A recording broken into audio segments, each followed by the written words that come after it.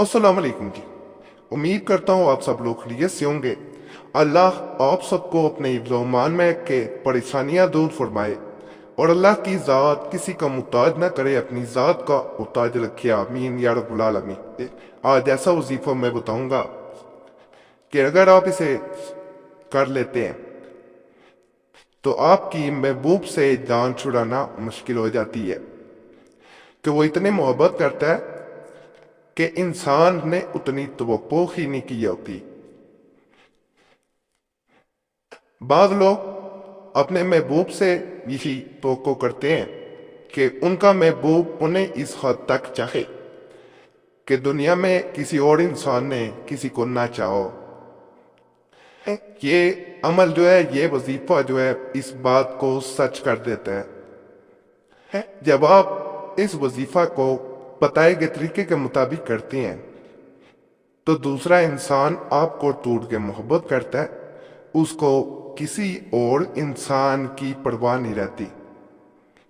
एक बहन ने इसी तरह 2 दिन पहले कमेंट्स किए थे। उनको मद्देनजर रखते हुए मैं अमल बता रहा हूँ कि मेरे शोहर मुल्क छोड़ के पिछले 3 साल से कनाडा जा चुके हैं। पहले हम दोनों के दरमियान काफ़ी मोहब्बत थी, मेरे बच्चे भी हैं दो। तो अब वो वहाँ जाके मुझे भूल गए। किसी रिश्तेदार की मदद से पता चला कि वो किसी और औरत के पीछे हैं। सारा दिन सारी रात मेरा सिर्फ उनकी कॉल आने के इंतज़ार में या मैसेज आने के इंतज़ार में गुजर जाती है, लेकिन किसी सूरत उनसे राब्ता नहीं हो पाता। यही चाहती हूँ कि वो इंसान मुझसे राब्ता करे, मेरी मोहब्बत कहीं बट ना पाए और वो इंसान सिर्फ और सिर्फ मुझे चाहे। इन तमाम बातों को मद्देनजर रखते हुए आज का जो मैं अमल बताऊंगा, इंशाल्लाह उन लोगों के लिए बेहतरीन अमल है जो चाहते हैं कि उनके चाहने वाले सिर्फ और सिर्फ उनके रहें, और अगर वो छोड़ के जा चुके हैं तो उनकी मोहब्बत ख़त्म ना हो, उनकी मोहब्बत बढ़ जाए। चेहरे पे हाथ रख के पढ़ा जाता है अमल। उसके बाद आप खुद देखते हैं कि जो बेचैनी आप में थी, जो मोहब्बत आप में थी, जिस तरह आप दूसरे इंसान को पाना चाह रहे थे, जिस तरह आप दूसरे इंसान के मैसेज का इंतज़ार कर रहे थे, अब दूसरा इंसान आपके मैसेज का इंतज़ार करेगा। बाद लोग दुआएं करते हैं, दुआएं कबूल नहीं होती। ये बात मद्देनजर रखा करें कि ये हर काम में अल्लाह की मसलहत है, हर काम के लिए वक्त मुकर्रर है। दुआएं तकदीर बदलती हैं, दुआएं जो है वो बिगड़े हुए काम बना देती हैं, लेकिन बाज़ औक़ात अल्लाह की मसलहत होती है, और मसलहत वो होती है जिसमें इंसान की बेहतरी हो। वक़्त गुजरता है तो फिर इंसान को पता चलता है कि उसके लिए वो बेहतर मामला थे। अल्लाह के फैसले बेहतर से या नहीं थे, अल्लाह के फैसले हमेशा बेहतर होते हैं। तो बाकी ये आंसू पहुँच देने वाला अमल है। जब मायूस इंसान होने लगे तो एक दफ़ा इस अमल को ज़रूर करें। इंशाल्लाह वो फ़ायदा मिलेगा जो पहले कभी किसी अमल से आपने नहीं देखा होगा।